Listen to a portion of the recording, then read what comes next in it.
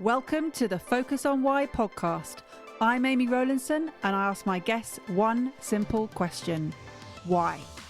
Focusing on the importance of why, I share with you the relatable, uplifting and inspiring conversations I have with people from all walks of life. This podcast will encourage you to focus on your why to enable and empower you to achieve the success you desire. Have a purpose, have a plan, focus on why. Before we start, I would like to draw your attention to my weekly email newsletter, Friday Focus. Each Friday, I focus on one topic with one action arising. The link to sign up is in the show notes, or head over to amyrowlandson.com and sign up right now. Today on Focus on Why, I am joined by Lis Cashin. Lis, welcome. Thank you so much for having me. I'm delighted to be here. And my audience can't see, but you are wearing my favourite electric blue. My goodness, it's a gorgeous colour. You look amazing. Oh, I love this colour. My TEDx, I was in this colour. It's sort of become my brand colour when I speak, I think. Yeah, ditto. I love that colour too. So let's not talk about colours, or we can if that's what you got to focus on. It's completely up to you. But what is it you're focusing on?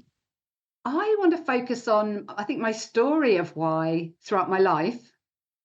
Because asking why, and focusing on why actually has had a huge impact on the trajectory of my life at different times and for different reasons.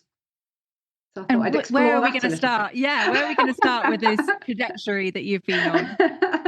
I think I don't want to go into the past too much, but I had a very sort of traumatic childhood, and I felt responsible for a traumatic event that happened, and a friend of mine died, and I didn't get any help at all to process it. So in my 20s, I kind of went off the rails a bit. Unsurprisingly, looking back, I had undiagnosed PTSD, and that led to sort of, risky behaviours and different things that I was acting out.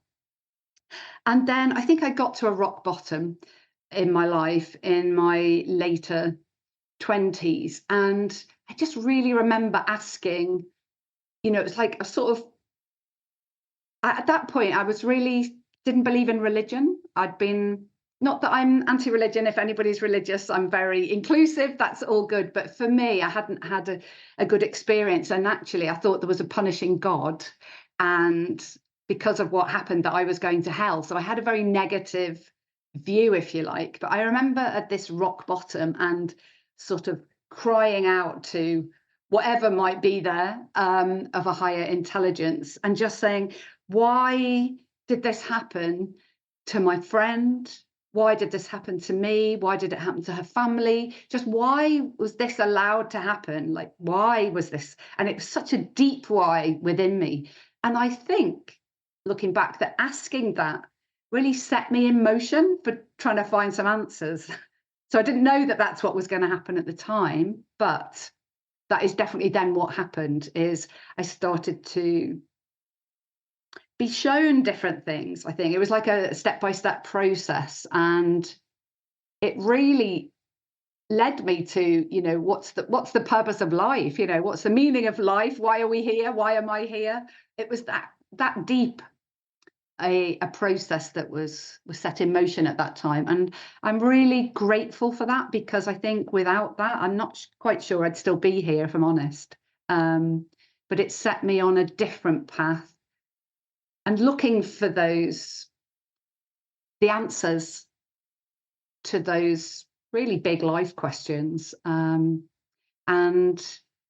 a few years later, after that, I went off traveling. Ended up on a beach in South Goa, and a Dutch girl said to me, "Oh, can I give you some Reiki?" And I said, "What's that?" And she said, "You know what? It might sound a bit strange, but why don't you give it a go, and then I'll tell you about it afterwards." And so I lay down on this wooden shack on the beach. I mean, beautiful. It was, picture perfect setting. And she gave me this session of Reiki, which I found out afterwards was a form of energy healing, which, to be honest, at that time I was so shut off my life was, it'd been in that crisis for a while, and it was quite a profound experience. So I experienced a connection to something much greater than me. Well, just the fact that I had a connection to something was transformative. But I felt like I was a part of it, and it really set me on this path to exploring what that means for me. And it really, yeah, it was a real, really huge, another huge sort of turning point in my life. But I think asking those why questions in my late 20s and then early 30s, going traveling, opening up to these new experiences, it was like I was starting to get possible answers to my questions and experiences that my mind couldn't.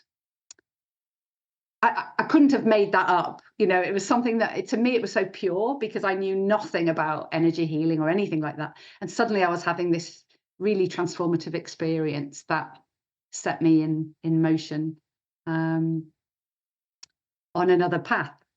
Yeah. And what I'm hearing there is that this moment or this profound experience that you had where you felt that connection, where you felt a part of something greater than you, and that you just felt a part of it. What do you think it is? Oh, we're starting small here. So for me, and this is just my current view, it evolves. But I think it was pretty similar in essence back then. It really is everything.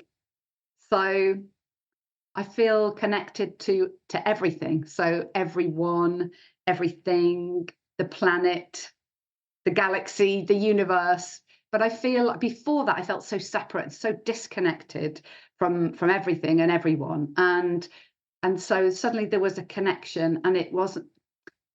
I'd found with religion it was sort of external. There was a God outside somewhere, but this connection I had was inside. It was like in my heart, and that connection has not gone. So it's something that's stayed with me, and as I say, I've explored more.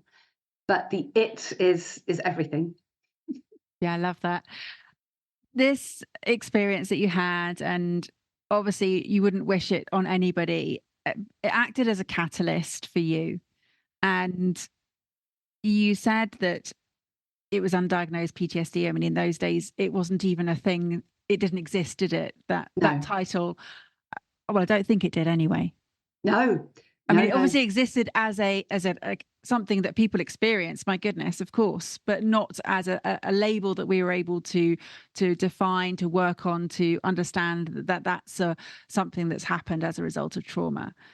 Yeah. Didn't even know trauma back then. In fact, my GP when I was 13 said it didn't even need to go on my medical record because it wasn't that serious. That's how differently we saw these things back then. Wow. So, yeah. The questions you asked with why and you said your story of why throughout life. Why for me in the context of this conversation is purpose. It's at Mm. the heart of what it is that is driving you to live a life that's full of fulfillment. Those why questions of why did this happen to me, my friend, my family? Do you ever ask those questions still, not specifically related to that, but do you ever ask the why question in that perspective? Is it why me? That's an interesting question. I think I've come to a place after much processing and healing around the whole thing that it happened to me because it did. And that, so it was meant to happen because it did, in that sense. Mm. Um, I I do personally have a sort of deeper spiritual belief around it, that there is a much bigger picture to life than one that we can see. Um, and that things that don't make sense, because there is no sense to what happened, on that level, you can't make any sense of it, of a trauma like that. But actually, for me, it's given me great comfort to think in a bigger picture that everything sort of fits together, that there is a bigger picture to life. And I might not know what that bigger picture is, but in trusting that there is one, it gives me a great sense of comfort and, like you say, a deeper meaning to life. And also,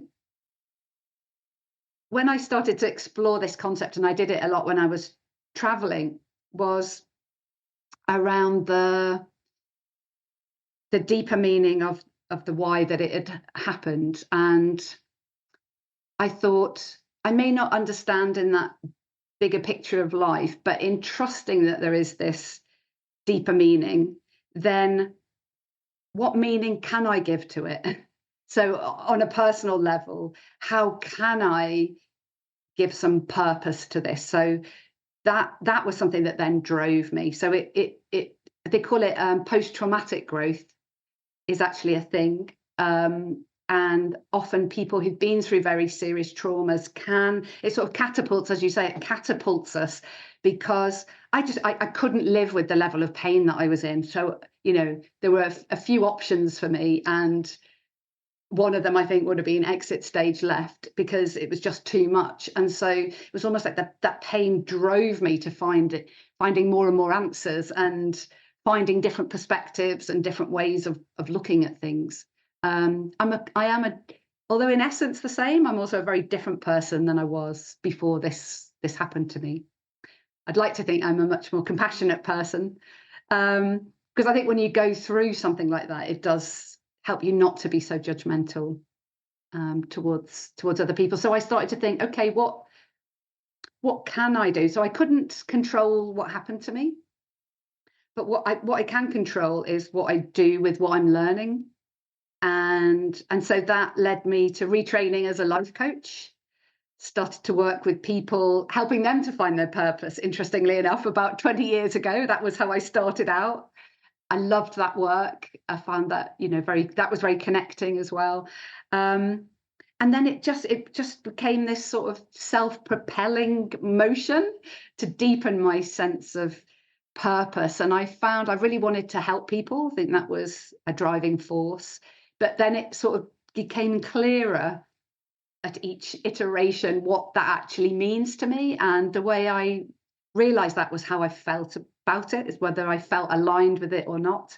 And so it did become sharing my story, professional speaker, wrote a book around my story. And so that became my purpose for a while, in just sharing the lessons that I'd learned. And then mental health in organizations, mental well-being, that really was driving me. But I felt like that was almost like a part of my healing journey and not my fully aligned purpose. And although that is all part of the greater purpose, but I really feel the work that I do with women, empowering women, I feel like I can feel so aligned. I'm passionate. I get lots of energy, and that's really, the work that I absolutely love that I'm currently doing. There's a phrase that Brené Brown has, which is inextricably connected. And it really fits what I feel you're describing here, in that it's impossible to disentangle or separate all the pieces that come together, and or explain, why they've come together or how they've come together, but they just have.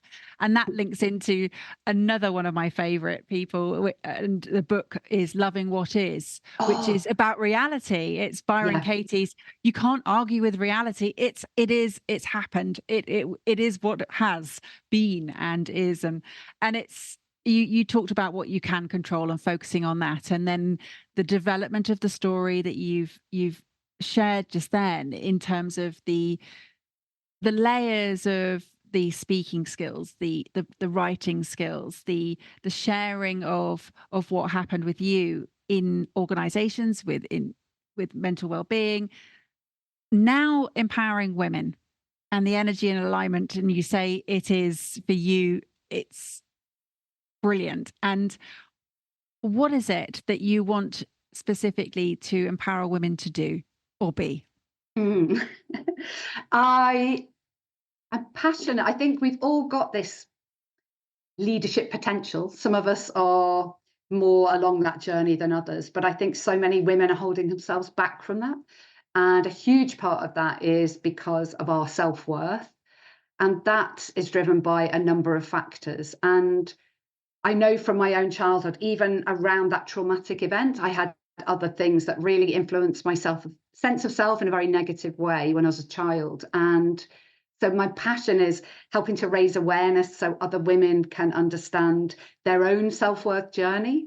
And overcoming imposter syndrome is, one of those talks that I give around that. But it's almost like women are waking up to, oh gosh, actually, so many of us are feeling this way. I thought it was just me. You thought it was just you. You thought it was just you. And it's almost like giving ourselves permission to say, oh gosh, God, okay, so this is something we've all been feeling like a fraud. Why is that? What are some of these underlying reasons? Some of it is our personal journeys. Some of it is the media, social media. It was our role models growing up. I had Margaret Thatcher as a female role model, but all the CEOs were men. Most TV presenters were men. Most radio presenters were men. All of this was unconsciously giving me an internal glass ceiling that I've had to really go inside and explore how I've created that for myself so I could break through, and now just really want other women to do the same. I think we need to get gender parity in leadership. I think this planet has been ruled by men for thousands of years. And, I think we need a more balanced feminine perspective around things so that there's more collaboration, there's more unity, there's more of a softness. We see all the wars. I mean, it's absolutely heartbreaking what's happening around the world. And all those leaders are men, and so my passion really is to drive a world of more equity where women have a greater role on many levels. And we're women of a certain age, Liz, and I'm just wondering, are the young generation right now growing up with the same levels of imposter syndrome and lack of self-worth as we did I still? think I mean, I'm so grateful I didn't have social media when I was growing up. I think it's just added such a level of complexity for young people and how they're comparing themselves to others. The picture's got to be perfect on social media. You've got to look a certain way. It's all about your image, which isn't the real you. So, of course, imposter syndrome is rife still in different ways, potentially that I created it. And, my generation growing up, but I think it's definitely still there. And in fact, maybe stronger in some ways because there is all this pressure, the size zero models that we had, all that phase and airbrushing on folk, we didn't have all of that when I was growing up. And there weren't as many women in the spotlight. So in that sense, there also wasn't those women to compare myself to, which can bring out its strengths and drawbacks. But I think now for young people, it's everywhere. And, Botox when they're still a teenager or, body augmentations, all of that is really, I'm not okay as I am. And that's really at the heart of low self-worth. I'm not good enough as I am. And I think we see that everywhere for young people. I mean, where are the role models for them that it's okay for you to be okay as you are? It's to accept yourself, to have flaws, to make mistakes. There's this perfectionist ideal that's everywhere, and it's impossible to achieve. And yet so many people are striving for it. It's there's a great book by Gabor Mate, The Myth of Normal. And he says this normal that we've all sort of bought into, that so many people are striving for, actually is based on such unhealthy conditions and perfectionist tendencies that actually we can't have really good mental health in those environments, in those conditions. So like we're setting up that normal we've set up is actually very abnormal if we're thinking about being healthy and loving and accepting of ourselves. And I think that's really what's missing at the moment. So with that perspective of somebody really ought to do something, what is it that you're doing right now? Me personally, or the work that I'm doing? Yeah, both. What is it? Yeah. So me personally, I mean, as I say, from who I was back then, my diet was horrendous. I used to go out and take a lot of drugs. I was in very risky relationships. I'd sabotage any success that I had. It was a very difficult existence on many levels. And my inner talk, if people know what that is, but we have this, inner voice, or inner voices actually, and mine was just, shouting abuse at me the whole day long. It was very, very difficult, and that was part of the PTSD as well. So now I've really started, so I practice mindfulness, which has been really key. I'm now a mindfulness practitioner as part of some of the things that I do, because it's helped me so much to become aware of what's actually going on, and actually what's true and what's not true. And so many of the things that I created about myself were untrue, but I was holding them to be true. I thought I was a really bad person. I thought there was something wrong with me. I thought I deserved to be punished. And I was living out those beliefs. So now what I've been doing is this inner work, this inner process, and discovering those beliefs and changing them into more empowering ones. I was just an innocent child back then. I was doing what the adults in my life told me to do. There's no bad part of me that created that. So that's the journey that I've been on, is just really exploring what was going on inside of me, and where it really was destructive was really starting to change that. And my voice inside now is much more nurturing and kind. So I consciously practice kindness towards myself through kind thoughts, kind actions. I'm healthy, I exercise, I've got nurturing relationships. So it is literally from one end of the spectrum to the other, and it's been a process through that. But I'm also now just started a master's in applied positive psychology in organizations and leadership.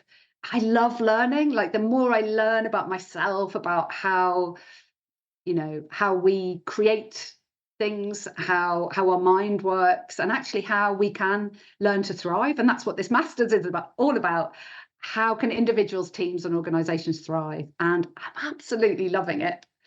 So really want to bring that in more to how can women in leadership thrive? How can they, bring that into organizations? So my whole life now is constructed around my purpose, I think. That's how I've created it. And it's been a journey, an ongoing journey. I don't think there's ever I'm not expecting to get to a point and go, oh, that's it. Here we are, enlightenment or whatever. Certainly not in this lifetime, I don't think.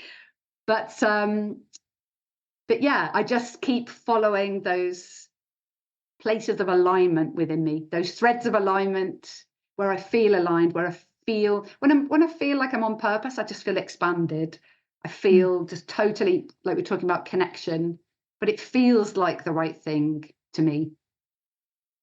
And it is difficult to describe that emotion. I was thinking about it on my walk today, of what purpose actually feels like. If you had to describe what it is to be living with purpose, and because there are so many different elements to it, you just explained that it feels like you're expanded.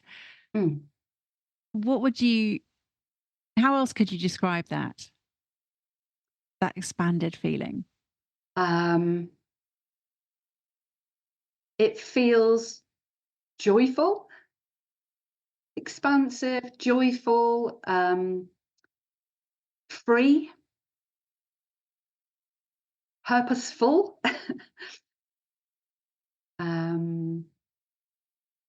driven. Yeah.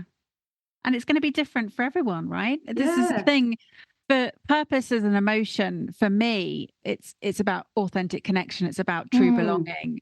And if I have to describe it as a feeling, it's when I get goosebumps. When I get goosebumps is my measure of that's really tapped into my core. And I can't explain, because it happens. You can't actually necessarily make yourself get goosebumps. It's just, it will come.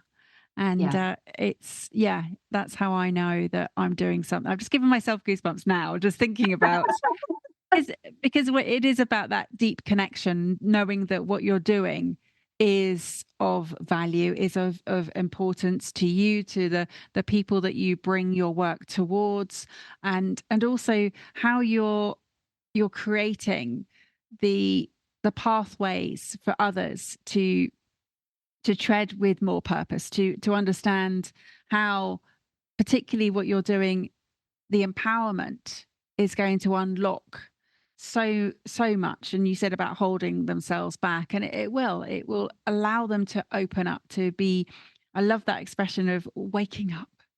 And Yes. yes, and it's wonderful. It is wonderful to sort of wake up and know that it's a new day, and you can absolutely go out there and encounter what it is that you want to do.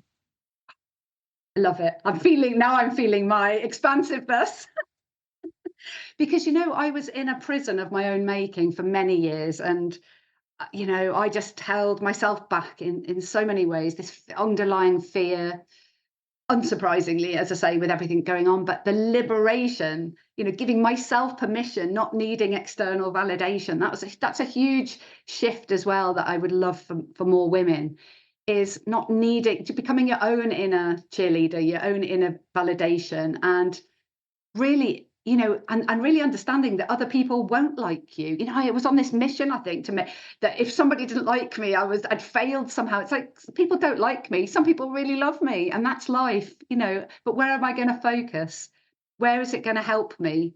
And I used to focus on all the people who perhaps didn't like me, and trying to win them over. And that's, oh gosh, that's futile, because that's up to them, and, and their lives. So it was almost like a turning around in some ways. And then, like, oh, actually, some people really want to hear what I've got to say. Some people, really love it. They have transformations, they find it really powerful. And they're the people, of course, that I want to spend my time around and share things that I've learned with, because actually they want to hear it, and if somebody else doesn't, that's fine. They're on a different path, and that's okay. Someone else, other people will be perfect for them. And that's how life is. That's how it is. I love Yeah. the expression "prison of your own making," and it really sort of sings to my heart, because I've literally just written a book about my grandfather, who was a prisoner of war, and where you have the restrictions of an external prison, but you also have those layers of your own making with what's happening in your mind. Can you remember when you freed yourself from that prison of your own making? I remember a pivotal point, and I'd gone traveling in India for a year. And long story short, the visa rules changed. And so I had to go to Sri Lanka to get my visa stamped. A week before, they changed the rules, which meant if you left India, you couldn't return for 2 months. So suddenly and unexpectedly, I was stuck in Sri Lanka and I couldn't get back to India. So I thought, okay. And by this point, I'd started to really trust in life. I made it a sort of experiment at first. Let me just see how this goes. And I was like, okay, life, if you've brought me here, show me, where am I supposed to go? And I'd already done a Vipassana meditation, 10 days in silence in India. And I was due to do another one back in India, and I couldn't get back for it. So I thought, right, let me look for a meditation center. So I found one at the top of this tea plantation, absolutely idyllic, looking out across the hills in southern, south of Kandy in Sri Lanka. And I went to see I'm laughing because it was like, what was I, some of the things I put myself through. I went to see the head of the center, and I said, oh, some people have these in silence badges, which sounds a bit strange because it was a meditation center, but some people were in their own completely silent retreat. Other people were just in the sessions, and then they could talk in the breaks and that sort of thing. He said, yeah, I think it'd be good for you to go into your own retreat. And I was thinking, 10 days. And he sort of paused and he said, I think 3 weeks would be really good for you. 3 weeks. And at this point, remember, I hadn't dealt with any of my trauma. It was all here. And I just touched it in the Vipassana. I felt this rage inside me. So I really was putting myself through something really quite intense. But there I went into silence for 3 weeks on my own. And I literally went through every emotion you could possibly think, all the layers. I was dropping through like anger, rage, frustration, joy, peace. I mean, it was, and alternating.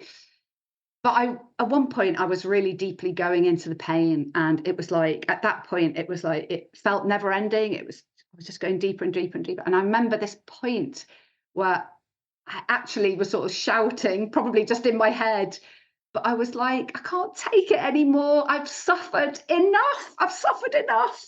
It was like I just really meant it at that point. I thought, I just don't know if I can carry on like this. It was just too much. So it's a real declaration. I've suffered enough. And it actually did feel like my heart sort of opened a bit. And there was a lot of tears. And I felt compassion for myself, I think, for the first time at that point. And I really felt like I needed to get to that point. It was like my literally breakthrough moment that I had to really declare to myself, like, I am not going to keep suffering like this. I've got to find a different way. So that was the moment. I love that. And what's your environment now, Lis? My environment now is nurturing. I have to say, I am a bit of a traveler, and that's something that I thought for a while, and I think it was true actually, but I think these two realities can coexist. I think I was running. I said to somebody at one point, a moving target is harder to hit. And I felt like with the trauma, I was just constantly moving, because then it was like no one could hurt me, no one could find me. But actually, what I've come to embrace is that part of me. I love exploring different places, different cultures, different places in the UK, different places overseas. I just love it. I always grow so much. And so the year before last, I spent 8 months in Bali.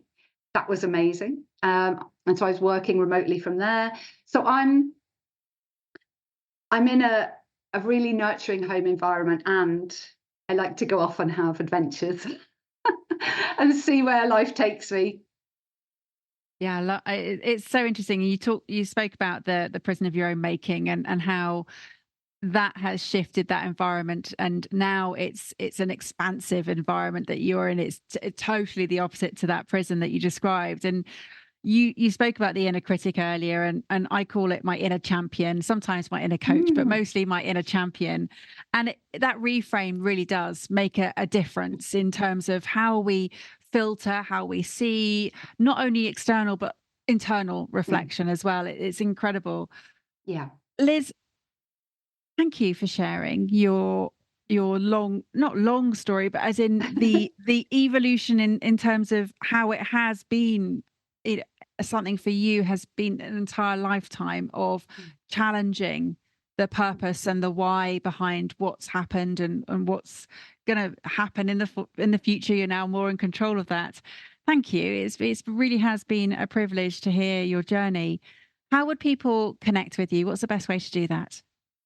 I'm very fortunate. I've got an unusual name. So if you Google me, you'll find lots of ways. But I do have a website, Lis Cashin. It's LIS, Cashin.com. So you can find me there, or LinkedIn is another great place to connect. Amazing. Thank you, Lis. Do you have some final words for the audience, please? Oh, what's coming to me? I think if you're wondering what your purpose is, because I know it, for me, it was like it was almost like it was painful for a few years. What's my purpose? What's my purpose? So I would say relax into it and trust that you know it, and actually your heart knows the way.